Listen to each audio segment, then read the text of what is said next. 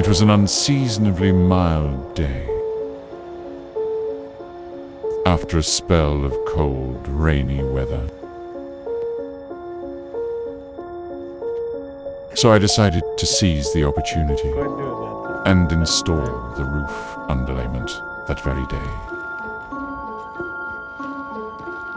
With help from my nephew Xander and my dad.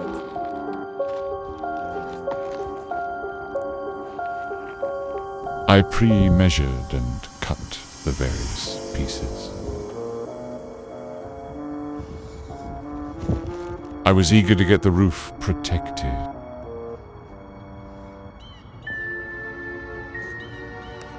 Then the wind picked up.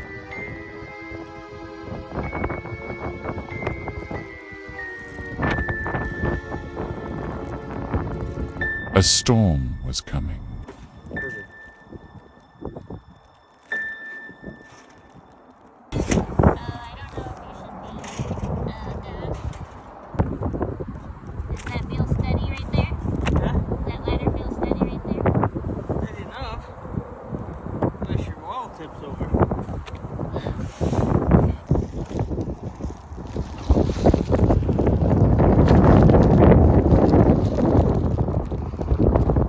And yet, things seemed to be going smoothly.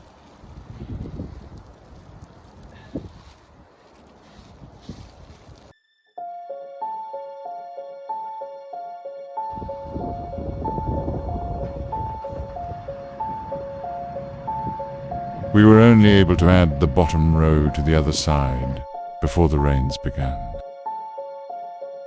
We would have to wait until the next dry day to finish. A week later. I don't know where the heck this leak came from. This is on the bow side. Just noticed it all up in this bottom plate. It rained a couple days ago. Quite a lot of rain. And this was left afterwards, and it's directly underneath a covered cantilever, which I can't figure out how rain got through the upper floor, through this loft flooring, and then covering this floor unless it's coming in through the bottom. The water shouldn't be coming in under the plate, under the bottom plate of the wall, because that's also covered with a layer of zip tape, and it overlaps the trailer by a couple inches.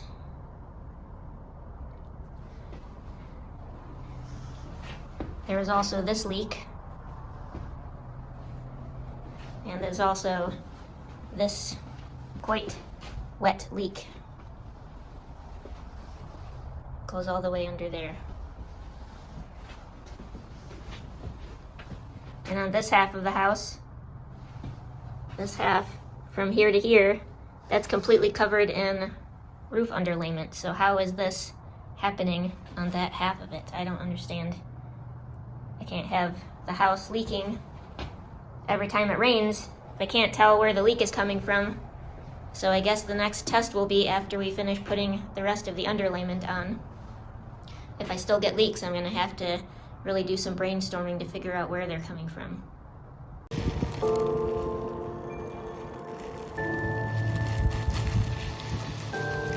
We were finally finished, or so we thought. But something was off.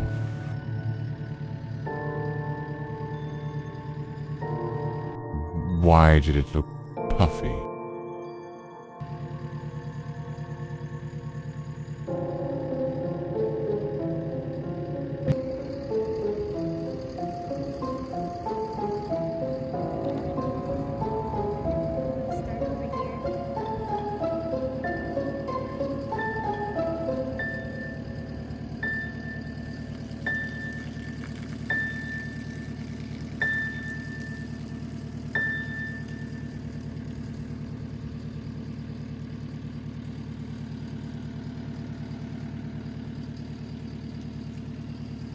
So as you can see, all the rain that came down earlier in the week during those couple days of high wind and downpour, all of it somehow infiltrated the top edge of that single row of underlayment that we put down on the north-facing side of the roof.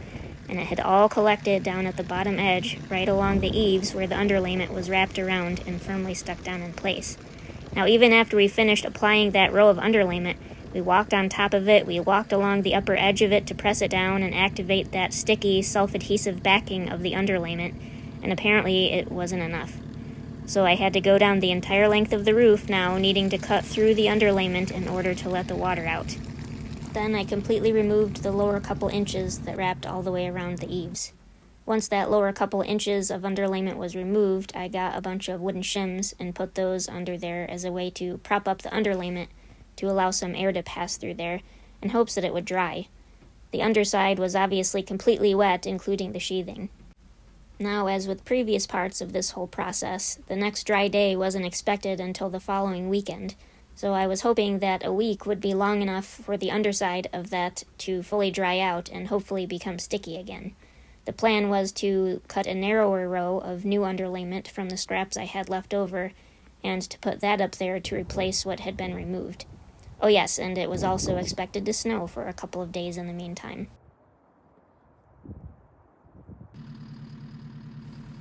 This was the earliest I could get back up there to hopefully finish. It was going to be much warmer later in the day, but at this point when I got up there fairly early in the morning, it was still below freezing.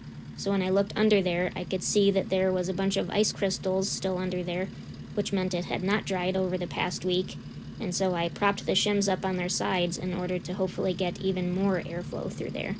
I mistakenly thought that cold November air would dry things out fairly quickly. So while I was still waiting for the day to warm up a bit, I went inside to cut the rest of my underlayment scraps. This is the amount of scrap I have of the underlayment.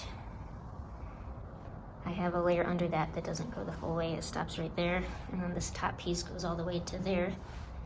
And that gives me a total of 43 feet, 9.5 inches to work with, and I only need 39 feet.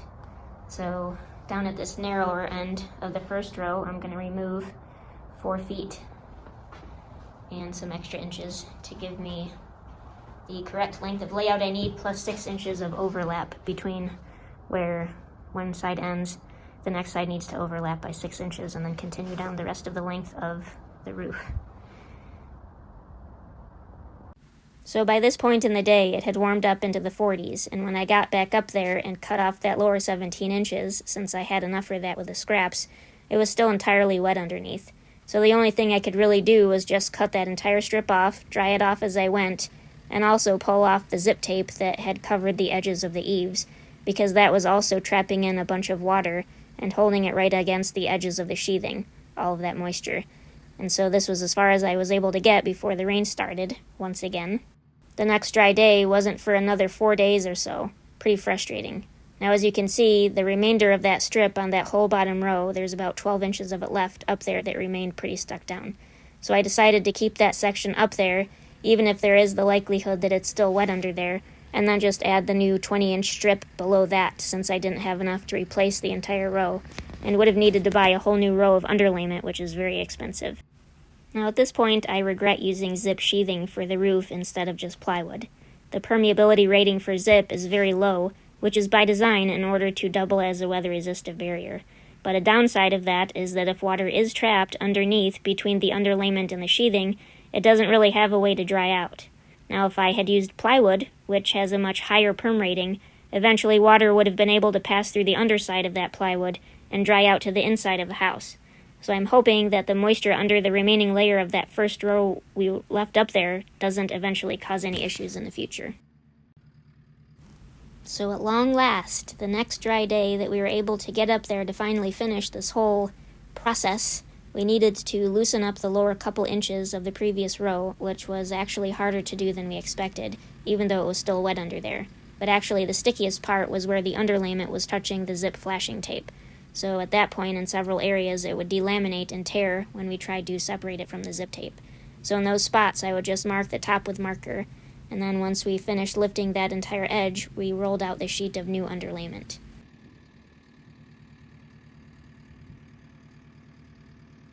Now those couple inches from the previous row that we had pulled up no longer stuck down to the new layer we had put down. So I actually had to use zip tape to run all along that seam with extra little patches you can see there where I had marked with marker where it had delaminated and tore underneath. So it ended up looking like a pretty messy job, but hopefully in the long run it's a roof that no longer leaks.